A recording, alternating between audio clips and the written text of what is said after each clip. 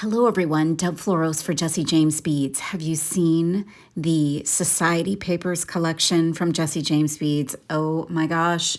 Well, the Penelope strands made me absolutely fall in love. The boho beads with the butterflies, the carved flower beads, and some of the items like beaded chain and other focal beads and things that go with these strands are just incredible. I felt incredibly inspired and I decided to embark on some joyful jewelry making.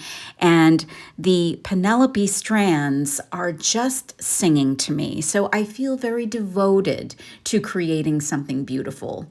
So I started with a simple pair of earrings with the flowers, and I created a little coil of wire, bent my wire up, and then pushed the other end of the wire through my coil, and it created what looked like a little bit of a stem for a flower. And I then put on my little bead cap that looks like it's got verdigris on it, and then I strung on the beautiful little tulip bead. Then I did a wire wrap loop up top. Oh my gosh, I am absolutely crazy about these little simple, joyful earrings. They are so incredibly beautiful. Penelope would be so proud. And I'm going to set these aside. I'm going to put some ear wires on those in a little bit. Oh gosh, I love them.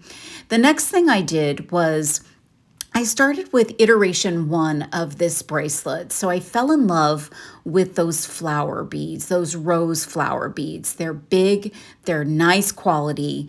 So I did a wire wrap loop and I strung on the beautiful rose bead.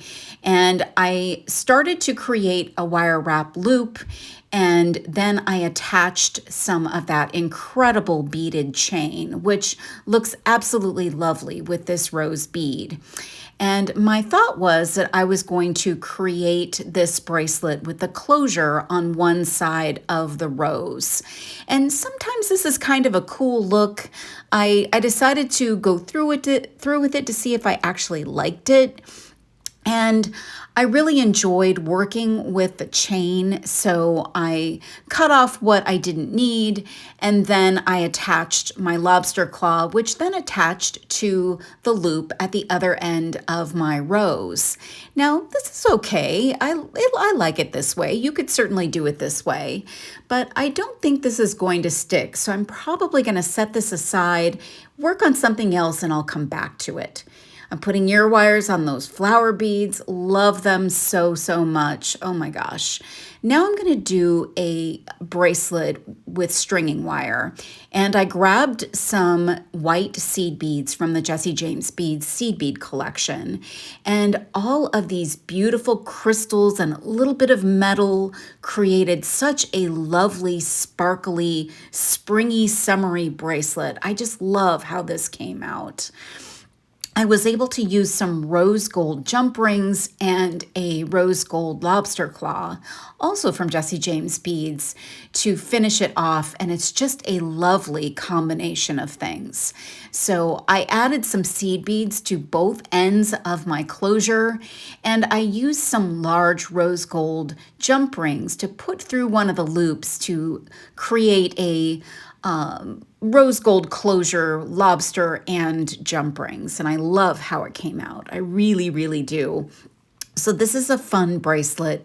Very, very cheerful. I love how it came out.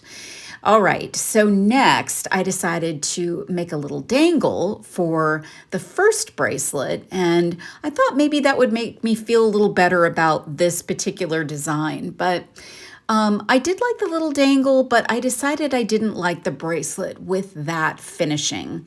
So I cut the chain into 2 pieces, and I decided to add it to either side of my rose bead with some jump rings. Looks absolutely lovely.